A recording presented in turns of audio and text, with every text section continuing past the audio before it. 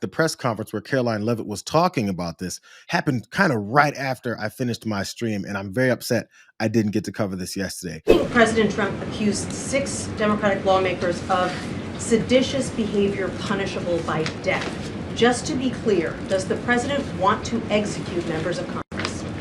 No. Let's be clear about what the president is responding to, because many in this room want to talk about the president's response, but not what brought the president to responding in this way. You have sitting members of the United States Congress who conspired together to orchestrate a video message to members of the United States military, to active duty service members, to members of the national security apparatus, encouraging them to defy the president's lawful orders. The sanctity of our military rests on the chain of command. And if that chain of command is broken, it can lead to people getting killed.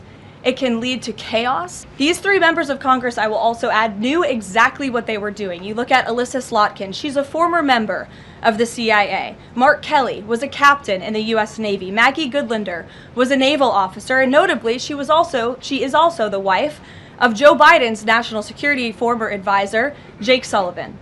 And so these members knew what they were doing. They were leading into their credentials as former members of our military, as veterans, as former members of the national security apparatus to signal to people serving under this commander-in-chief, Donald Trump, that you can defy him and you can betray your oath of office. That is a very, very dangerous message, and it perhaps is punishable by law. I'm not a lawyer. I'll leave that to the Department of Justice and the Department of War to decide. Karoline Leavitt was out in full force to defend Donald Trump calling for the death, the execution, more specifically, of Democratic lawmakers that he's mad at because they told active duty military folks to not obey illegal orders.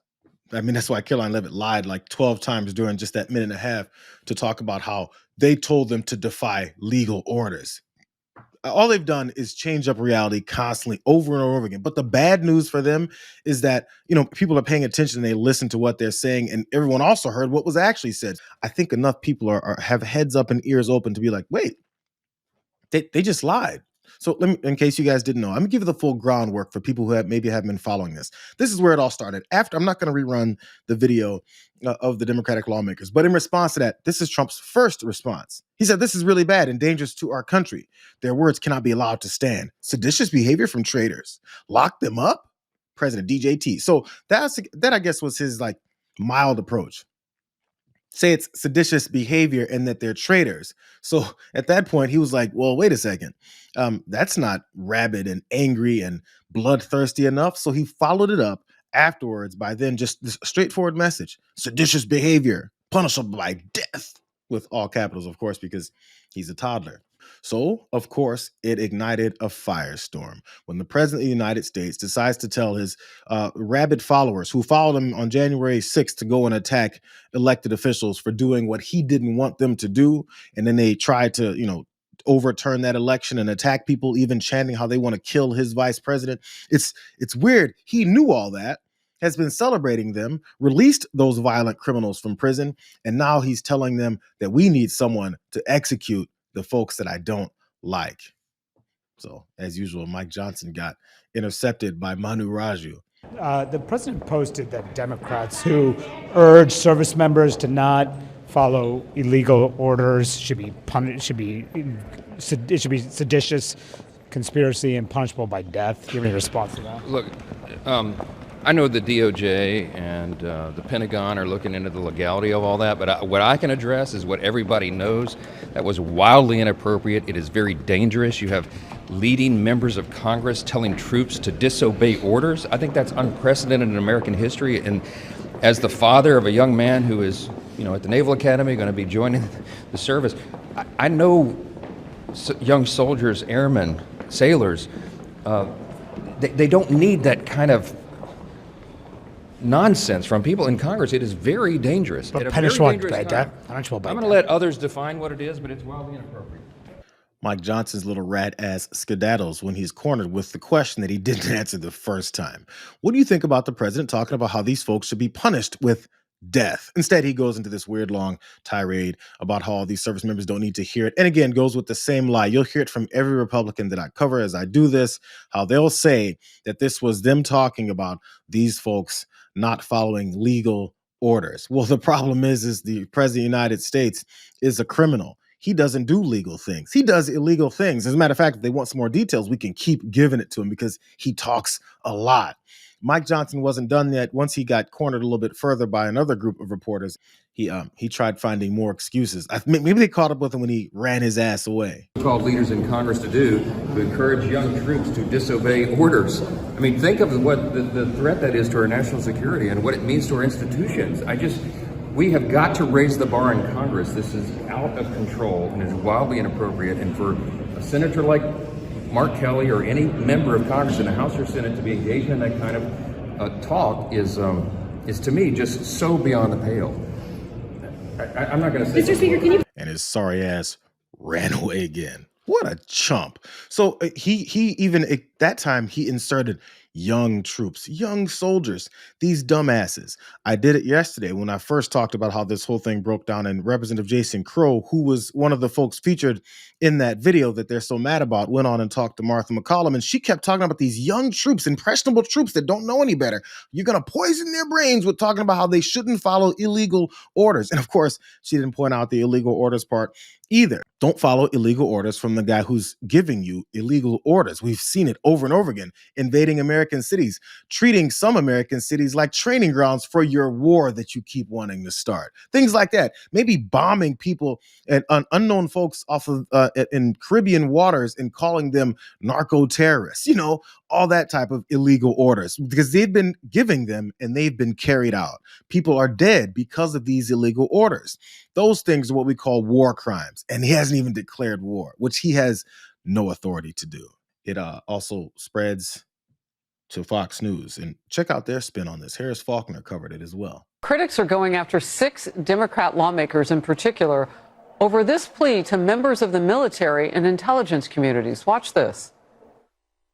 This administration is pitting our uniformed military and intelligence community professionals against American citizens. Our laws are clear. You can refuse illegal orders. You can refuse illegal orders. You must refuse illegal orders. No one has to carry out orders that violate the law or our Constitution. We know this is hard. Okay, you caught that, right? Refusing military orders. That would be treason. Reaction, as you might imagine, swift and fierce. Libs of TikTok posted, Democrats are encouraging members of the military to commit treason and defy orders from Trump. And Republican Senator Eric Schmidt says, sounds a little subversive to democracy-ish. I think he missed it. I don't think that's anything with democracy. This is about military code and honor and following and not following orders. I don't know if that's to do with democracy, which anybody who supports this fascist in the White House can't mention the word democracy and act like they're in any kind of way favor of it, because he's dismantled that as many kind of ways as possible so far. So please shut the fuck up about democracy. So she even ran part of the ad. And even with the huge white text over each of these people's faces saying, don't follow those illegal orders, illegal orders, illegal orders, refuse illegal orders. It was really big and bold. It was like huge, bro. And right after that, she came out of that piece and said, did you catch that? Refusing military orders. No, actually, I didn't catch that, Harris. That's not what was said. But you can just spin it. Literally, usually, if you know what Fox News used to do? Fox News used to cover up the things that they were lying about. Like they would maybe they would rephrase what someone said or cut off the video of what that someone said, say that they said something else, and then say something like, they're saying refusing military orders. She played it and we heard it, saw the words in case, in case you're hard of hearing, you can see it. And then she came out and said, did you catch that? We caught it. You're a liar. That's what we caught. But this is the way that Karoline Leavitt, again, back to her really fast, decided to make that differentiation because, of course, someone in the room asked her, we're talking about illegal orders. This is where the fascism really kicks into higher gear. They are literally saying to 1.3 million active duty service members not to defy the chain of command, not to follow lawful orders. Actually, Every they said single you can refuse an illegal order, which but is they're suggesting, Nancy, that the president has given illegal orders, which he has not. Every single order that is given to this United States military by this commander-in-chief and through this chain of command, through the Secretary of War, is lawful. And the courts have proven that. This administration has an unparalleled record at the Supreme Court because we are following the laws. We don't defy court orders. We do things by the books. And to suggest and encourage that active duty service members defy the chain of command is a very dangerous thing for sitting members of Congress to do. And they should be held accountable. And that's what the president wants to see. So when she finally gets the clarification that she already knew, that they're talking about unlawful, illegal orders, her response was every single order given by this president is a lawful order. That's based in what, bro? That's based in the fascist liar in the White House. I'm sorry, felon in the White House saying everything I say is lawful. That has nothing to do with the law. She even went to talking about their record in courts. Their record in the courts sucks. Matter of fact, when she said we don't defy court orders, all they do is defy court orders. Have you been in touch with El Salvador about returning Abrego Garcia? Has a formal request from this administration been made? Well, I would never tell you that. And you know who else I'll never tell? A judge. Because the conduct of our foreign policy belongs to the President of the United States and the executive branch, not some judge. So we will conduct foreign policy appropriately if we need to. But I'll never discuss it. And no one will ever make us discuss it because that's how foreign policy works. Are there circumstances where you would defy a court order? Well, I think that, number one, nobody's been through more courts than I have. I've had the worst judges. I've had crooked judges. Going forward, I had judges that were so corrupt.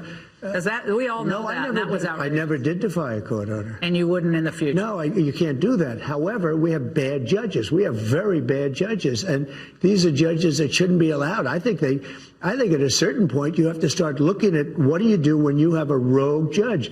They've said so many times how they're avoiding what the court tells them to do. I can't believe that she had that written down on some kind of piece of paper that she's supposed to say this administration doesn't defy court orders. That's all they do is defy court orders. They lose all the time. So the next step is to attack the courts and say that they're rabid Democrats and they're coming for Donald Trump. That's their only excuse. That's not a legal argument, bro. They get embarrassed every time they step in front of a court. What are we talking about?